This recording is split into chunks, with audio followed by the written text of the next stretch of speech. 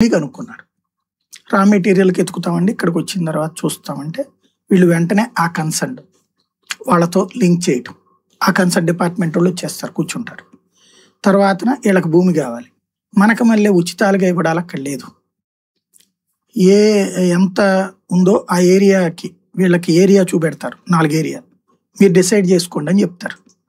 వీళ్ళు వెళ్ళి చూస్తారు. అక్కడ చూసుకున్న తర్వాతన ఆ రైతుల్ని కేకేస్తారు. అక్కడే కేకేసి ఆ రైతులతో ఈ ఇన్వెస్ట్ చేయాలనుకున్న అతనితో మీటింగ్ పెడతారు.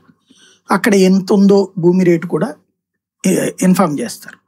దాని మీద రూపాయి ఎక్కువ ఇవ్వండి, రైతు సంతోషపడతాడు, మీకు సంతోషం కదా అని రిక్వెస్టింగ్ మోడ్లో చెప్తారు. రిజిస్ట్రేషన్ అయిపోతుంది, భూమి చక్కగా భూమి తీసేసుకుంటారు. దానికి వీళ్ళు ఒక power lines, transformer, gain farmers, roads connectivity, హైవేకి, రైల్వే లైన్కి కనెక్టివిటీలు, ఇవన్నీ వాళ్ళు ఏర్పాటు చేస్తారు. అంతే.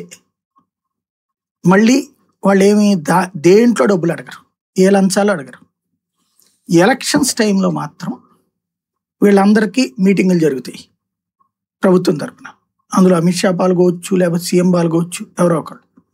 ఆ టైంలో భోజనాలు ఏర్పాటు చేస్తారు. వీళ్ళందరూ భోజనాలు సరదాగా ఒక్కొక్క బల్ల 4-5 కుర్చీలు వేసే మన రౌండ్ టేబుల్స్ ఉంటాయి కదా, ఆ టైప్లో ఉంటుంది. ఒక్కొక్కరి దగ్గరకు వచ్చేసేసి ఒక్కొక్క నాయకుడు వచ్చి కాసేపు కూర్చుంటారు. ఏమన్నా మీకు ప్రాబ్లమ్స్ ఉన్నాయా, ప్రభుత్వం వల్ల ఏమైనా ప్రాబ్లమ్స్ ఉన్నాయా, ఏమైనా కావాల్సిన పని ఉందా, లేకపోతే ఏంటి అనేది అడుగుతారు. ప్రాబ్లం ఉందంటే ఆన్ ద స్పాట్ ఇమీడియట్గా పిలిపించి సదరు అధికారితో మాట్లాడి సెట్ చేస్తారు. ఈ లోపైనా సరే